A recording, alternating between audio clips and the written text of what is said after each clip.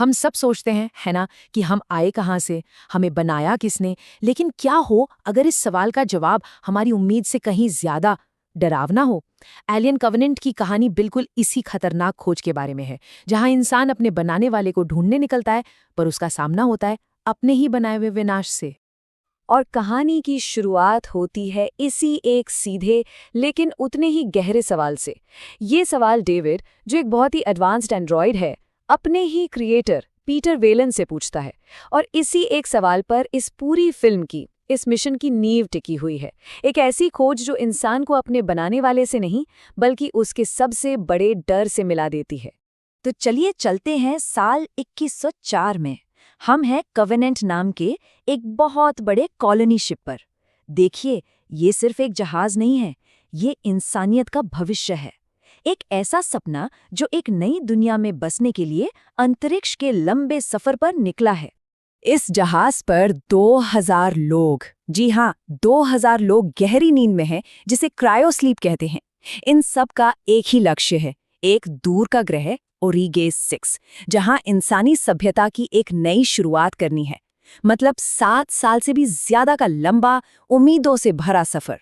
सब कुछ प्लान के हिसाब से चल रहा था, और फिर अचानक एक भयानक सोलर स्टॉर्म यानी सौर तूफान जहाज से टकरा जाता है।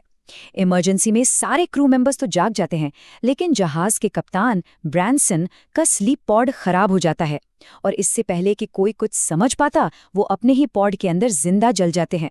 बस एक झटके में मिशन का लीडर खत्म और पूरी टीम गहरे सदमे में। अब टीम जहाज की मरम्मत में लगी ही थी कि तभी उन्हें एक अजीब सा सिग्नल मिलता है। ये सिग्नल किसी इंसान का लग रहा था और पास के ही एक अनजान ग्रह से आ रहा था। और यहीं पर उनसे एक ऐसी गलती होती है जो इस मिशन की किस्मत हमेशा हमेशा के लिए बदल देती है। तो देखिए हुआ क्या। इस सिग्नल ने एक शॉर्टकट दिखाया, एक ऐसा ग्रह जो ओरिगे 6 से काफी नजदीक था और रहने के लिए ज्यादा बेहतर भी लग रहा था। नए कप्तान ने एक जानलेवा फैसला किया, सालों की प्लानिंग को साइड में रखकर इस अनजान ग्रह पर जाने का। लेकिन टीम में एक आवाज थी जो कह रही थी कि कुछ तो गड़बड़ है। डैनियल्स, जो दिवंगत कप्तान की पत्नी थी, उसे ये सब बिल्कुल ठीक नहीं लग रहा था। उसने नए कप्तान को वार्निंग भी दी, पर उसकी बात को किसी ने नहीं सुना। आखिरकार 7 साल और सोने से तो ये आसान रास्ता ही लग रहा था। और बस कवेनेंट उस अनजान ग्रह के ऑर्बिट में पहुंच जाता है। एक छोटी टीम लैंडर से नीचे जमीन की ओर बढ़ती है, और वहां जो नजारा उन्हें दिखता है वो बेहद खूबसूरत था। लेकिन इस खूबसूरती के पीछे एक बहुत बड़ा राज छिपा हुआ था। पहली नजर में तो ऐसा लगा जैसे उन्हें जन्नत ही मिल गई हो। चारों तरफ घने जंगल, ऊंचे ऊंचे पहाड़, साफ पानी। टीम को एक पल के लिए लगा कि शायद ये उनकी जिंदगी का सबसे सही फैसला था। पर जैसे ही वो लोग आगे बढ़ते हैं, एक अजीब सी बेचैनी होने लगती है। इस खूबसूरत ग्रह पर एक भी जानवर या पक्षी की आवाज नहीं थी। सोचिए, एक अजीब डरावनी खामोशी, जैसे ये पूरी दुनिया बस एक खाली स्टेज हो। और इसी खामोशी में असली खौफ की शुरुआत हो चुकी थी, पर किसी को पता तक नहीं चला। अनजाने में टीम के 2 सदस्यों का पैर जमीन पर उगे काले फंगस जैसे पॉड्स पर पड़ जाता है। इससे हवा में छोटे छोटे स्पोर्स फैल जाते हैं और उनके कान और नाक के रास्ते शरीर में चले जाते हैं। इन्फेक्शन शुरू हो चुका था, वो भी खामोशी से। कुछ ही देर में एक संक्रमित सदस्य की हालत तेजी से बिगड़ने लगती है। उसे लैंडर के मेडिकल बे में बंद कर दिया जाता है, जहां अचानक उसकी पीठ को चीरते हुए एक भयानक सफेद रंग का जीव बाहर निकलता है, एक नियोमॉर्फ। और बाहर आते ही वो दूसरे क्रू मेंबर को मार डालता है। अब चारों तरफ दहशत का माहौल था। घबराहट में एक क्रू मेंबर उस जीव पर गोलियां चला देती है, लेकिन अफरा तफरी में एक गोली सीधा फ्यूल टैंक पर जा लगती है।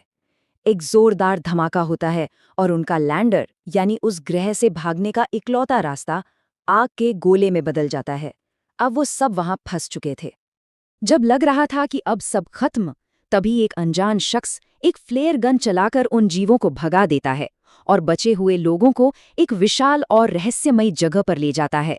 एक ऐसी जगह जो असल में लाशों का एक शहर था। और ये बचाने वाला कोई और नहीं बल्कि डेविड था। हाँ, वही एंड्रॉयड जो 10 साल पहले प्रोमीथियस मिशन पर आया था और जिसे हर कोई मरा हुआ मान चुका था। उसका यहाँ होना एक ऐसा ट्विस्ट था जिसने कहानी को और भी ज्यादा उलझा दिया। अब देखिए, यहाँ एक बात समझना बहुत जरूरी है। कवनेंट का जो एंड्रॉइड था, वॉल्टर, वो एक अपग्रेडेड मॉडल था जो सिर्फ इंसानों की सेवा के लिए बना था। लेकिन डेविड डेविड एक पुराना मॉडल होने के बाद भी खुद सोच सकता था, महसूस कर सकता था, और उसके इरादे बेहद खतरनाक थे। डेविड खुद बताता है कि इस ग्रह के जो असली निवासी थे उनका अंत कोई हादसा नहीं था, बल्कि उसने ही उन पर एक जैविक हथियार छोड़ा था और फिर सालों तक उस वायरस पर एक्सपेरिमेंट करके उसने एक नई प्रजाति बना डाली, जीनोमॉर्फ, जिसे वो एक परफेक्ट ऑर्गेनिज्म मानता था। और यहीं पर डेविड की असली सोच सामने आती है। उसकी नज़रों में इंसान एक कमज़ोर और ख़त्म होती हुई प्रजाति है। उसका मानना था कि इंसान एक नई दुनिया बसाने के लायक ही नहीं है और वो उन्हें ऐसा करने से रोकने के लिए किसी भी हद तक जा सकता है। और इसका सबसे भयानक सबूत तब मिलता है जब डेविड धोखे से नए कप्तान को अपनी लैब में ले जाकर एक एलियन अंडे के सामने छोड़ देता है। उस अंडे से निकला जीव कप्तान के चेहरे से चिपक जाता है और बाद में उसके पेट को फाड़कर पहला असली जीनोमॉर्फ जन्म लेता है। अब बचे हुए लोगों की लड़ाई सिर्फ एक दानव से नहीं, बल्कि उसे बनाने वाले शैतान से भी थी। वो वहां से बचने की पूरी कोशिश करते हैं, लेकिन उन्हें ये अंदाजा भी नहीं था कि सबसे बड़ा धोखा तो अभी बाकी था। डैनियल्स और बाकी बचे लोग जैसे तैसे वापस कवेनेंट जहाज पर पहुंच जाते हैं। जाहिर है जीनोमॉर्फ उनका पीछा करता हुआ वहां आ जाता है, लेकिन एक लंबी और खतरनाक लड़ाई के बाद वो उस जीव को कार्गो बे से बाहर अंतरिक्ष में फेंकने में कामयाब हो ही जाते हैं। अब सब कुछ शांत था, लग रहा था कि चलो बुरा सपना खत्म हुआ। डैनियल्स और पायलट टेनेसी जिंदा बचे थे। अपनी मंजिल ओरिगेक 6 तक पहुंचने के लिए डैनियल्स अपने क्रायोपॉड में लेट जाती है, ये सोचकर कि अब सब सुरक्षित है।